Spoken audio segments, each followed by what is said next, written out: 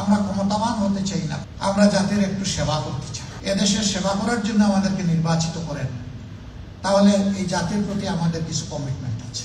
আমাদের 1 নম্বরের অঙ্গীকার হচ্ছে জাতির ভাঙ্গা চূড়া বিধ্বস্ত শিক্ষা ব্যবস্থায় আমরা সবার আগে হাত দেব ইনশাআল্লাহ। যে জাতির মেরুদণ্ড ঠিক নাই, এই জাতি মাথা উঁচু করে দাঁড়াতে পারবে না। আমাদের 2য় অঙ্গীকার, সমাজদেহের ক্যান্সার হিসাবে দুর্নীতি সর্বত্র গ্রাস করে ফেলেছে। এই দুর্নীতির বিরুদ্ধে আমরা লড়াই চালিয়ে যাব। আমাদের 3rd অঙ্গীকার, সমাজের কোথাও এখন ন্যায় বিচার বা সুবিচার নেই। গ্রাম্য আদালত থেকে শুরু করে সুপ্রিম কোর্ট, সব জায়গায় অসতরা বসে আছে। কিছু সৎ মানুষ থাকলেও তারা বড় মজলুম হালতে আছে, তাদেরকে কোণঠাসা করে রাখা হয়। আমরা সেই বিচারটা সমাজে কায়েম করতে চাই। আমাদের 4র্থ অঙ্গীকার, দেশকে অর্থনৈতিক জঞ্জাল থেকে মুক্তি দিতে হবে।